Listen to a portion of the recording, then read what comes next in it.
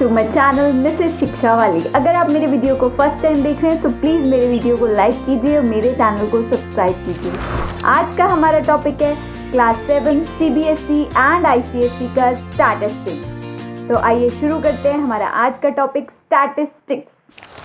So today's topic is statistics. What do you mean by statistics? Before I start with my chapter, you should be clear with the term statistics. Statistic is a branch of mathematics that deals with collection, presentation, analysis and interpretation.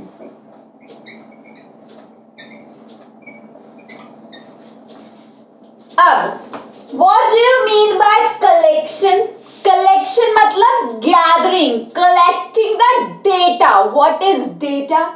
Data is the raw information about anything. Data क्या होता है?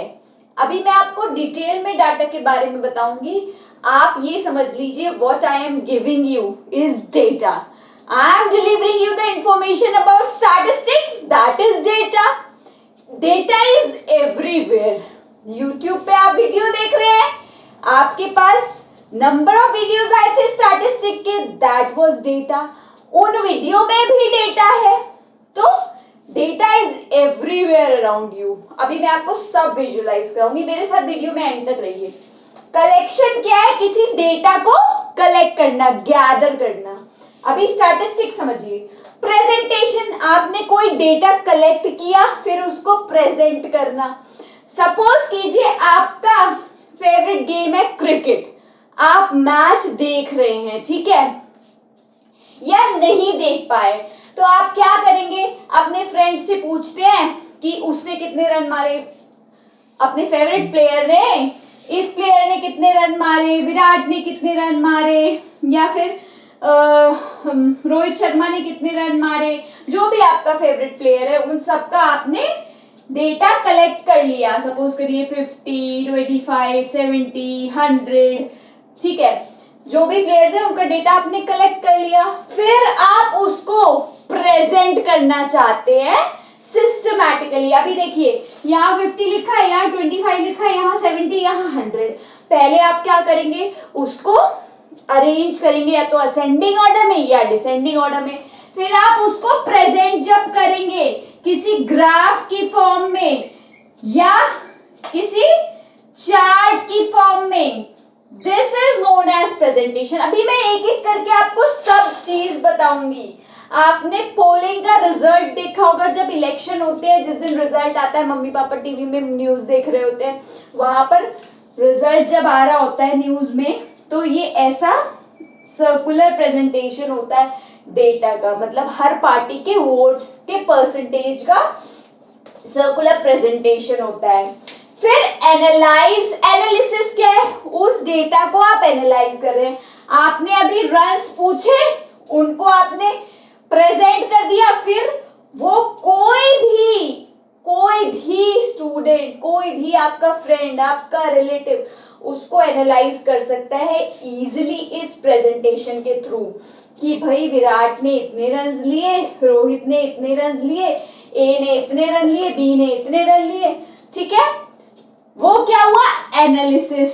फिर उसको interpret करना कि ये वाला हमारा प्लेयर जो है मैन ऑफ द मैच है, ये वाला हमारा प्लेयर जो है मैन ऑफ द सीरीज है, इसने मैक्सिमम नंबर ऑफ रन मारे, इसने मैक्सिमम नंबर ऑफ विकेट्स लिए। ये चीज क्या होगा? इंटरप्रिटेशन। नाउ ऐसे ही इस सर्कुलर वाले चार्ट में जिसका मैक्सिमम पोर्शन है वो पार्टी विनिंग पार्टी है, आपने इंटरप्रेट कर दिया, ठीक है। पहले आप एनालाइज करेंगे, अच्छा मैक्सिमम किसका है, मिनिमम किसका है, मीडियम किन किन का पार्टी का कोलैब हो रहा है, मतलब किन किन पार्टी के बराबर इक्वल वोट्स हैं, ठीक है ना। देन इंटरप्रेट करेंगे, भाई विनिंग पार्टी यही है। तो आपको स्टैटिस्टिक तीन टर्म्स का मतलब समझ में आ गया। कलेक्शन मतलब टू कलेक्ट द डेटा, ठीक है। अभी हम डिटेल में पढ़ेंगे। प्रेजेंटेशन, उसको प्रेजेंट करना इन सिस्टमैटिक फॉर्म। एनालिसिस मतलब उसको एनालाइज, विजुअल प्रेजेंटेशन को आप एनालाइज करेंगे कि क्या हुआ भाई इसमें, रैंस का ग्राफ बढ़ा घटा क्या हुआ, फिर उसको इंटरप्रेट कर देंगे कि भाई मैन ऑफ द मैच ये है, मैन ऑफ द सीरीज ये है, ये है, ये है, ठीक है। नाउ आपको ये क्लियर है। I move to the first topic of this chapter. The first topic is data. अभी मैं जब चैप्टर इंट्रोड्यूस कर रही थी तो मैंने आपको बताया था data is the information that you get from somewhere. Data क्या है? इंफॉर्मेशन। डाटा क्या होता है? इंफॉर्मेशन जो आप कहीं से गैदर करते हैं। आपके घर में आपने देखा होगा कि आपकी मम्मी मंथ का बजट बनाती है, मंथली बजट, कि हमें क्या क्या ग्रोसरी लगेंगी, क्या क्या हमें आइटम्स लगेंगे, क्या क्या हमें मेकअप के आइटम्स लगेंगे, क्या क्या हमें वॉशिंग के, क्लोथिंग के, है ना। तो ये क्या होता है? डेटा, ठीक है। फिर आप अपना इंफॉर्मेशन बनाते हैं कि मैंने इतना इतना चैप्टर्स इसमें कवर, सब्जेक्ट्स में कवर कर लिए हैं, मैंने इतनी इतनी एक्सरसाइजेस कर ली हैं, मैंने एक्सरसाइज 5 तक कर ली है मैथ्स में, एक्सरसाइज 6 मुझे करनी है। What is this? Data. YouTube में आप जब वीडियो सर्च करते हैं, आप देखते हैं इस वीडियो के इतने लाइक्स हैं, इतने कमेंट्स हैं, इस वीडियो पे इतने ज़्यादा, इस चैनल के इतने सब्सक्राइबर हैं। What is all this data? Data is everywhere. आप किसी डॉक्टर के यहाँ भी जाते हैं तो वहाँ क्या होता है? पेशेंट्स का डेटा होता है, मेडिसिन का डेटा होता है। डेटा आपको अपने सराउंडिंग में सब जगह आप विजुअलाइज करिएगा और मुझे बताइएगा कोई ऐसी जगह जहां आपको डेटा ना दिख रहा हो, ठीक है। नाउ डेटा क्या हो गया? इंफॉर्मेशन। अब डेटा एक होता है रॉ डेटा। रॉ डेटा मतलब आपके पास डेटा है, आपने कहीं से डेटा कलेक्ट कर लिया कि भाई लखनऊ में इतने क्लिनिक्स है। सपोज कीजिए आपने डेटा किया कि लखनऊ में 50 क्लिनिक्स हैं ऑफ स्किन ट्रीटमेंट, ठीक है। अरे स्किन ट्रीटमेंट के क्लिनिक्स हैं 50, ये एक एग्जाम्पल है, ठीक है। 50 क्लिनिक्स हैं, ये आपने रॉ डेटा कहीं से कलेक्ट कर लिया, ठीक, गूगल सर्च किया या कहीं से भी किसी से पूछ के, ये एक रॉ डेटा हो गया कि 50 क्लिनिक्स हैं लखनऊ में स्किन ट्रीटमेंट के, ठीक है।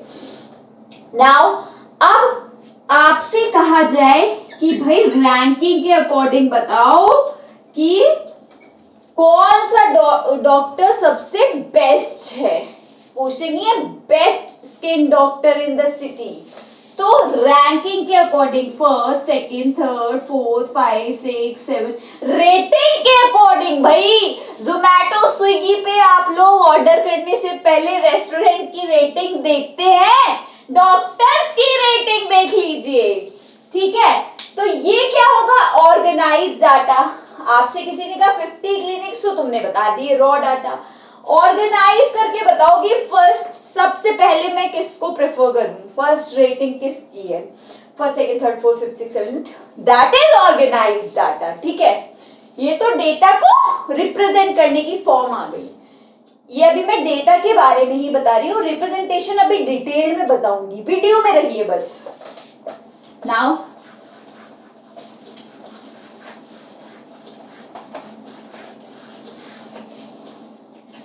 फिर एक होता है ग्रुप्ड डेटा। नहीं, पहले आप देखिए अनग्रुप्ड डेटा। अब मैं आपका ही एग्जाम्पल लूंगी, आपके एग्जाम्स आने वाले हैं। सपोज कीजिए आपने कहा कि मैं 4 आवर्स स्टडी करूंगा, अपने मम्मी पापा से कमिट किया कि मैं 4 आवर्स स्टडी करूंगा अच्छे परसेंटेज लाने के लिए।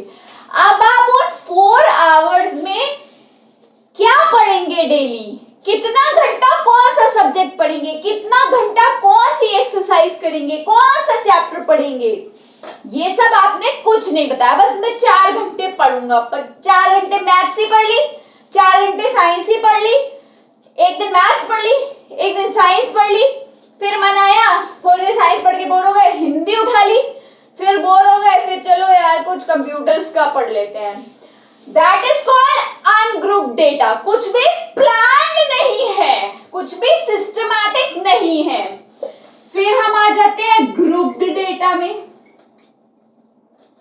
ग्रुप डेटा क्या होता है? आप प्लान करके पढ़ें, आपने Monday, Tuesday, Wednesday, Thursday, Friday, Saturday, Sunday को पढ़ना चाहे तो पढ़ सकते हैं, ठीक है। चार्ट बना लिया कि half an hour I will study maths concepts, ठीक है। फिर half an hour for maths exercise, फिर half an hour for science concepts, half an hour for science learning या फिर एक्सरसाइज, जो भी आपको करना है। ऐसे ही आपने पूरा एक चार्ट बना लिया सिस्टमैटिक, तो this is called group data. आपने एक ग्रुपिंग कर दी कि मैं मंडे को ये इतनी इतनी देर पढ़ूंगा, ट्यूसडे को ये इतनी इतनी देर पढ़ूंगा, आपने उसको ऑर्गेनाइज कर दिया, ठीक है। That is known as grouped data. एक ग्रुप बना दिया डेटा का।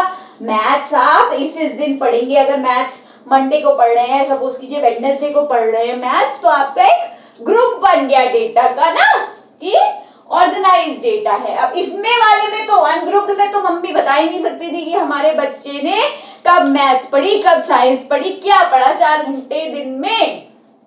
इसमें कोई भी बता देगा। मम्मी क्या, आपका अगर चार्ट आपने कहीं डिस्प्ले कर रखा है, कोई मैन भी बता देगा। नाउ डेटा में पता चल गया raw data, ungroup data, group data. ना नेक्स्ट,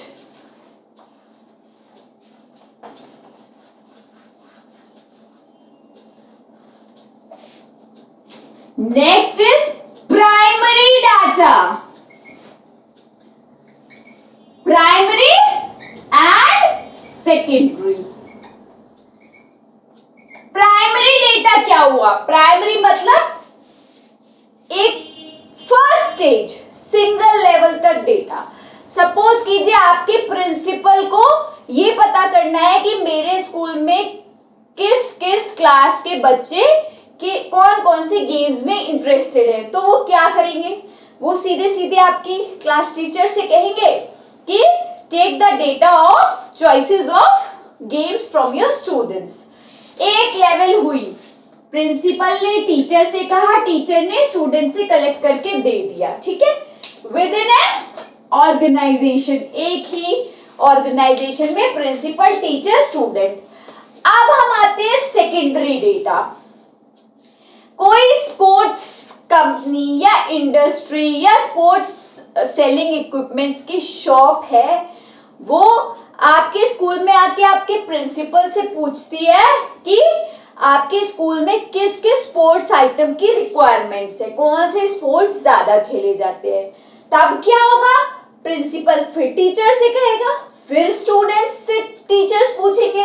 तो यहाँ क्या हो रहे हैं? 2 लेवल हो रहे हैं। देखिए, एक तो स्पोर्ट्स कंपनी या शॉप या industry, anything, then principal, then teacher, then students.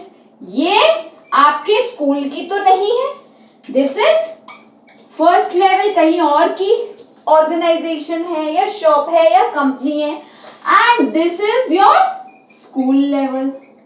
सो सेकेंडरी मतलब sharing data between levels of organisation, ठीक है।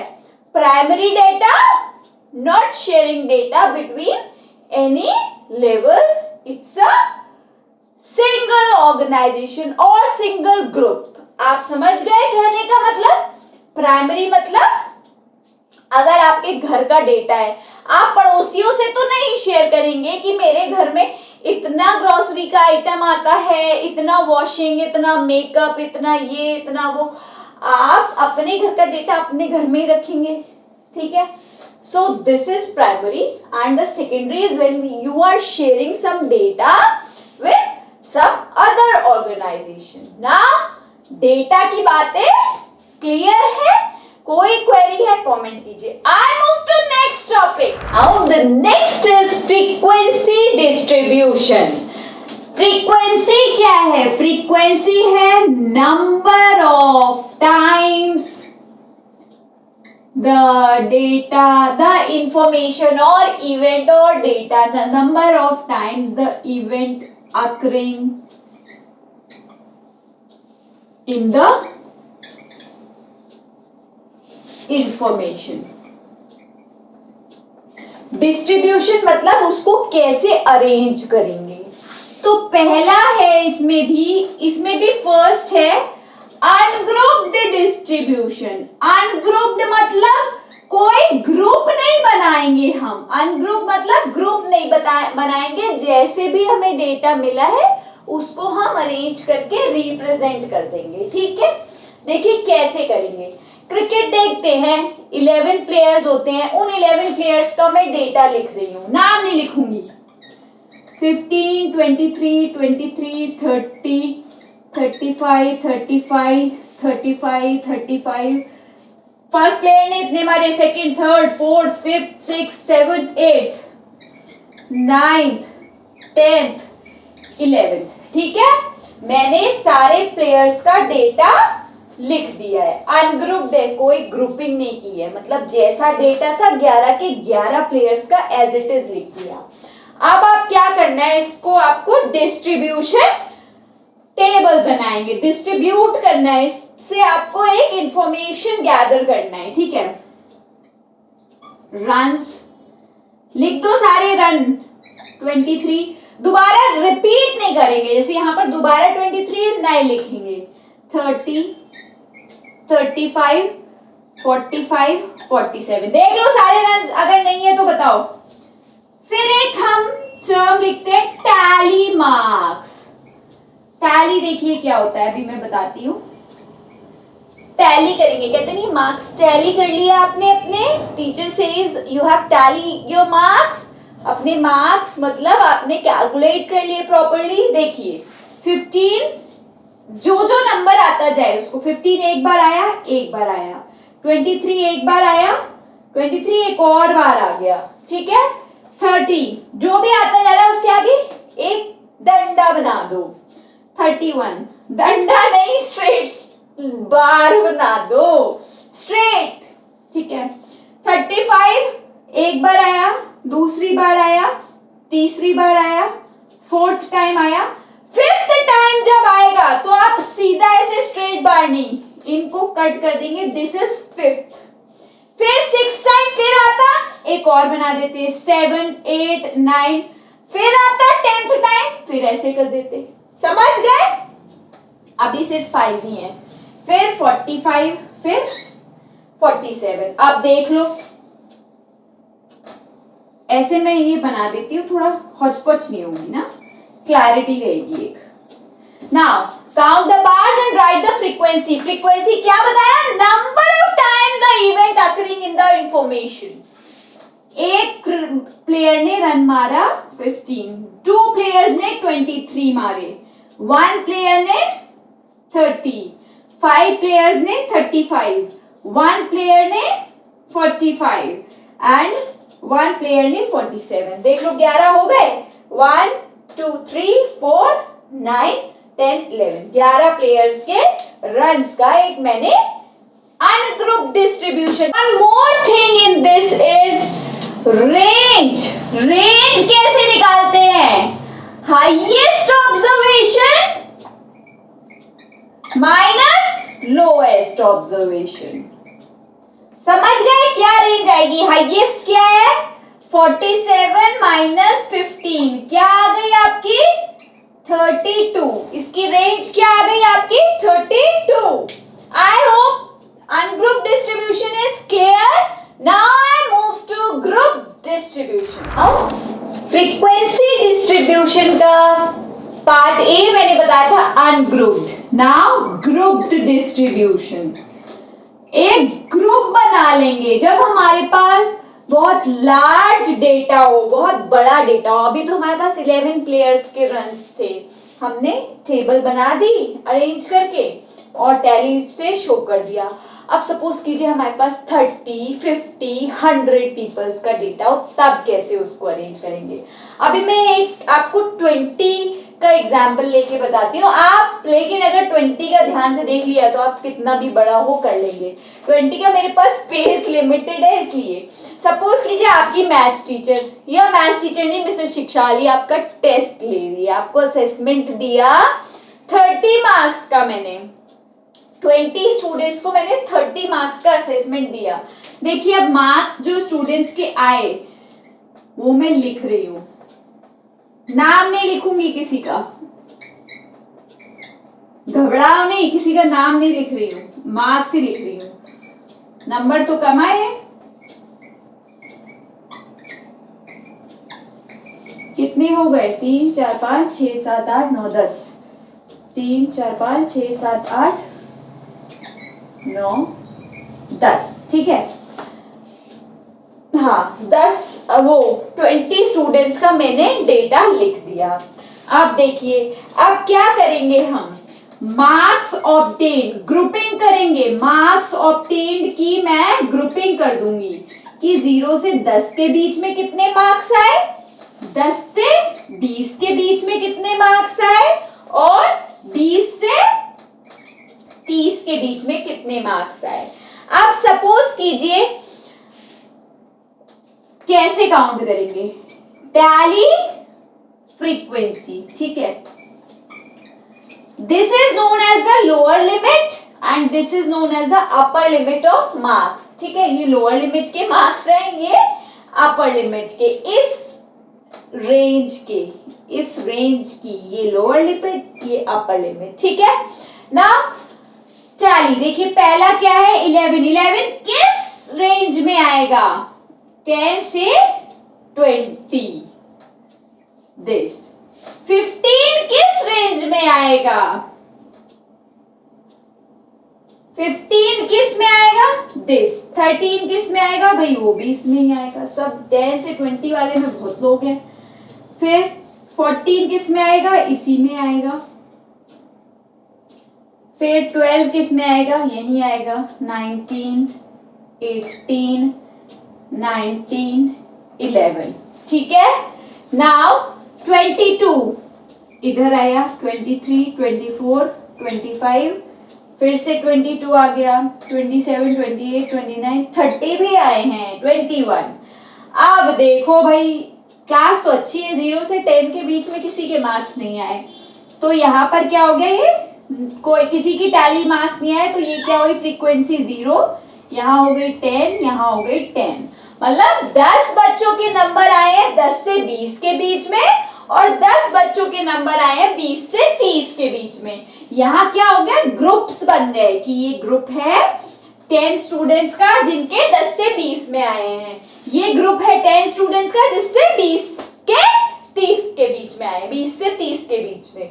आई होप ग्रुपिंग एंड अनग्रुपिंग समझ में आ गई। I move to the next topic. Next is mean. Mean क्या होता है, इंग्लिश का मीन नहीं, you are to mean. Mean maths में है, it means arithmetic average.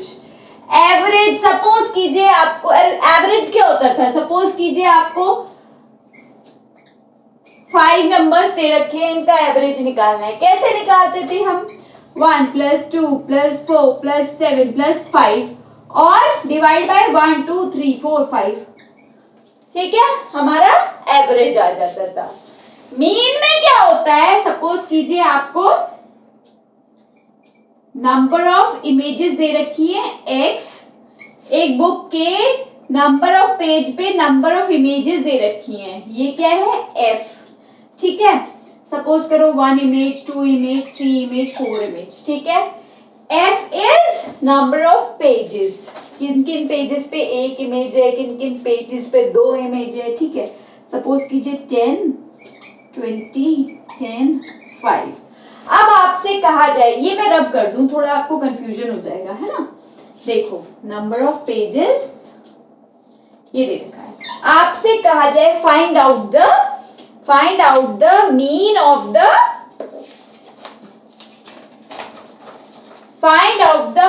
Of images per page. पर इमेजेस कितनी है वो फाइंड आउट करिए। मीन क्या कहा था मैंने? Arithmetic average. कैसे निकालते हैं? f इंटू एक्स, ठीक है। f इंटू एक्स मतलब इसकी इससे multiply. 1 into 10 10, 2 into 20 40, 3 into 10 30, 4 into 5 20, ठीक है। फिर मीन का क्या फॉर्मूला होता है? Sigma f into x. Sigma is summation, sum up करना, इन सबको सम अप करना मतलब ऐड करना। 10 प्लस 40 प्लस 30 प्लस 20 क्या आएगा? 4 5 6 7 8 9 10, 100 आ गया भाई ये। या और सब सम ऑफ एफ, ये क्या आया था आपका? 100। एफ क्या है? Number of pages. 10 20 और 10 30 40 45। इसको डिवाइड कर दो, जो भी आंसर आएगा वो आपका हो जाएगा mean of number of images per page. I hope आप समझ चुके हैं। मीन समझ में आ गया। Now I move to median. Now the next is median. Median क्या होता है?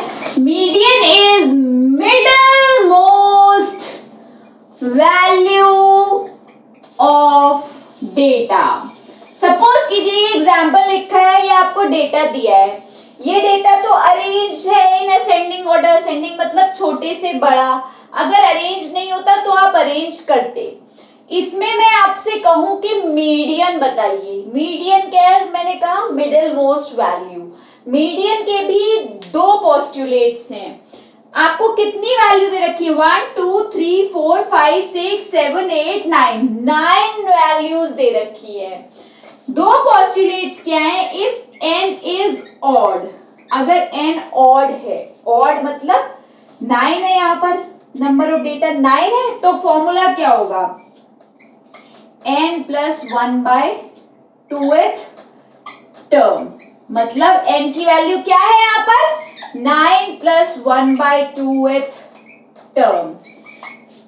क्या हो गई? 10 बाय 2th टर्म मतलब 5th टर्म। मैंने पहले ही बता दिया था मिडिल मोस्ट वैल्यू 9 थे तो 4 इधर निकल गए, 4 इधर, मिडिल वाली वैल्यू क्या आ गई? 145। तो इसका मीडियन क्या है?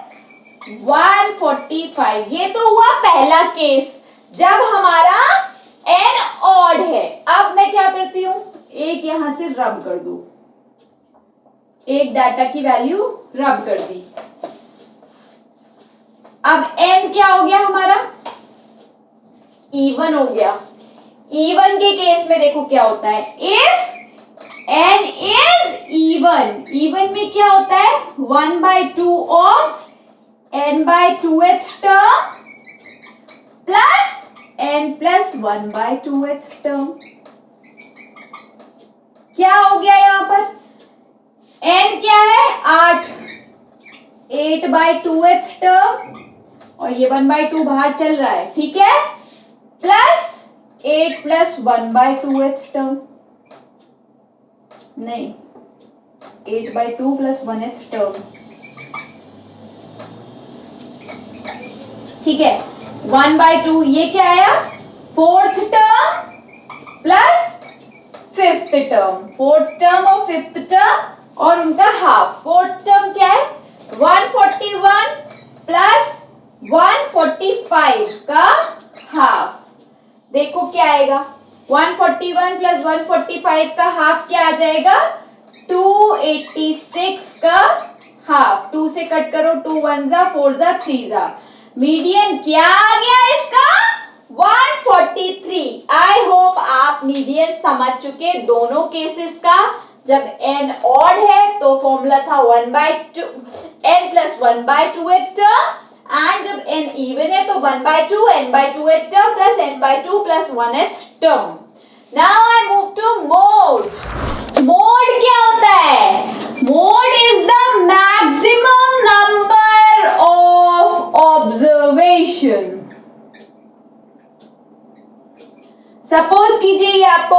डेटा दे रखा है, आपसे कहा जाए इसका मोड बताइए। सबसे पहला काम, आप डेटा को असेंडिंग ऑर्डर में अरेंज करेंगे। 1 1 1 1, फिर ये 2 2, 2 ही 2 हैं, फिर 2 3 हैं, फिर 2 4 हैं, फिर 5 है।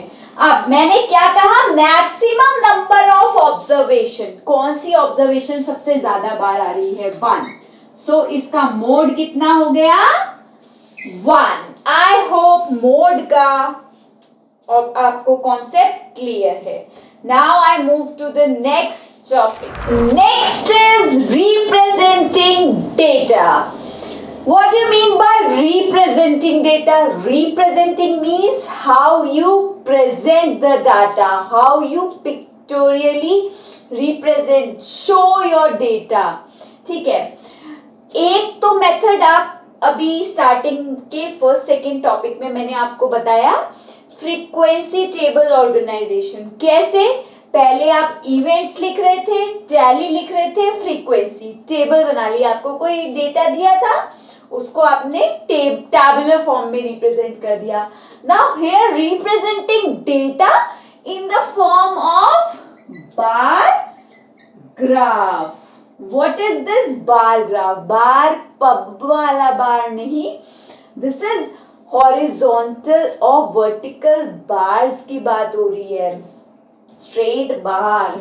ठीक है, बार ग्राफ कैसे बनता है? एक हमारी एक्स एक्सिस होती है और एक वाई एक्सिस होती है। ठीक है, और इसमें हम ये वर्टिकल बार्स बनाते हैं डेटा को रिप्रेजेंट करने पे। अब एक्स एक्सिस पे क्या चूज करते हैं और वाई एक्सिस पे क्या चूज करते हैं? जो हमारी बार ग्राफ की कैटेगरी होती है, सपोज कीजिए कोई क्वेश्चन है, अभी मैं एग्जाम्पल बताऊंगी, सब क्लियर होगा। कैटेगरी होती है वो हम एक्स एक्सिस पे चूज करते हैं। सपोज कीजिए आपको जो है नंबर ऑफ डेज गिवन है, उसमें कोई क्वांटिटी सोल्ड हो रही है, या फिर आपके पास कोई इवेंट है, उसके अकरेंस के चांसेस दिए गए हैं। तो आपके पास जो नंबर ऑफ डेज गिवन है, जो आपकी कैटेगरी है, वो आप एक्स एक्सिस पे लेंगे, और जो स्केल या फिर जो न्यूमेरिकल वैल्यू दी हुई है, that is to be chosen on Y axis. एक एग्जाम्पल देखते हैं, उससे क्लियर होगा बार ग्राफ का कॉन्सेप्ट। एग्जाम्पल आपकी बुक का है, see I am writing the question over here. A mobile shopkeeper sells the mobile Monday, Tuesday, Wednesday, Thursday, Friday, Saturday। Week के 6 डेज में वो अपनी शॉप में जो भी मोबाइल सोल्ड हुए उसका डेटा दे रहा है। क्या है data? 5 mobile on Monday, 10 on Tuesday, 7 on Wednesday, 8 on Thursday, 9 on Friday and 4 on Saturday.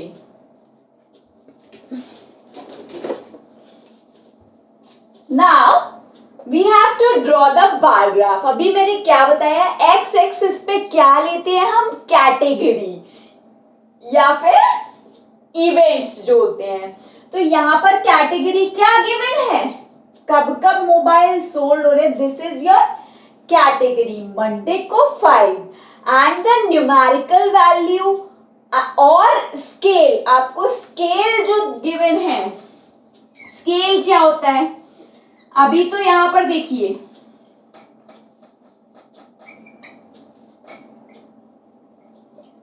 Scale क्या है? 5, 10, 7, मतलब मैक्सिमम 10 तक मोबाइल आपके सोल्ड हो रहे हैं।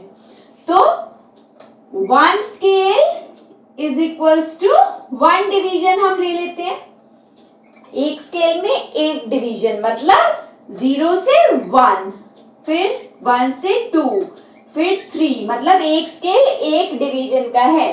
अगर यहाँ पर सपोज कीजिए ज्यादा क्वांटिटी होती, 20, 30, 40, तब आप कहाँ तक बार ग्राफ बनाते? तो आप क्या करते? यहाँ पर 5 स्केल का भी 5 डिविजन्स का स्केल ले सकते थे, 1 स्केल लिख देते, 1 scale is equals to 5 division, 1 scale is equals to 10 division, जितना भी आप चूज करते।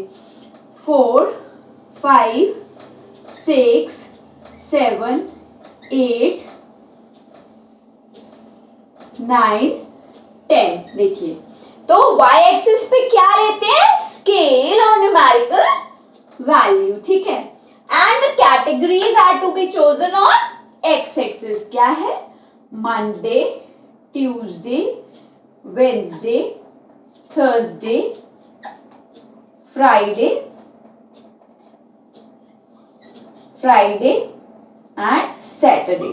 अब देखिए कलर पेन यूज करते हैं, अच्छे से पता चलेगा। मंडे को कितने मोबाइल सोल्ड हुए, 5, तो एक बार आप क्या करेंगे, 5 तक एक लाइन बनाएंगे, बार बना देंगे। ट्यूसडे को 10 स्ट्रेट बनाएंगे स्केल की हेल्प से। वेडनेसडे को, अरे सॉरी, चलो ब्लू से बनाते हैं, रेड से शेड कर देंगे। वेडनेसडे को 7, बिल्कुल ऐसे देखो 7 तक बनाना है, ठीक है। थर्सडे को 8, फ्राइडे को 9,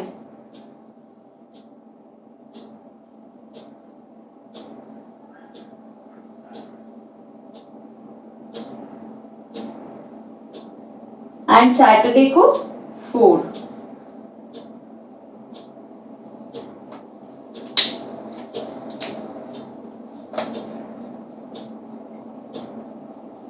नाउ ये तो आपने बार ग्राफ बना दिया। देखिए कोई भी इस बार ग्राफ को देख के कोई लेमैन भी आइडेंटिफाई कर लेगा कि किस डे को सबसे ज्यादा मोबाइल सोल्ड हुए, किस डे को सबसे कम मोबाइल सोल्ड हुए, ठीक है। आपके पास डेटा गिवन था, बार ग्राफ बना लिया। क्वेश्चन बोथ वेज आ सकता है, आपको बार ग्राफ दे रखा हो, आपको डाटा इंटरप्रेट करना है, मतलब उससे इंटरप्रिटेशन निकालना है कि सपोज कीजिए क्वेश्चन दिया होता on which day there is the largest on which day maximum numbers of mobiles are sold, maximum numbers of mobile sold are on Tuesday, what is the minimum number of mobile sold, minimum number of mobile sold क्या है, 4 and that is on Saturday. कुछ भी question आपसे इस bar chart पे dependent पूछा जा सकता था, आप उसको इंटरप्रेट करते और बताते। Now in this I have told you about data, representation of data in grouped format and ungrouped format. Then I have told you mean, median, mode. Then I have told you bar graphs. So अब आप लोग exercise attempt कीजिए, कोई भी problem आए comment कीजिए। Thank you, bye bye. Thank you for watching my video. Please like, comment and subscribe my channel and also press the bell icon for the notification. Bye bye. Happy learning.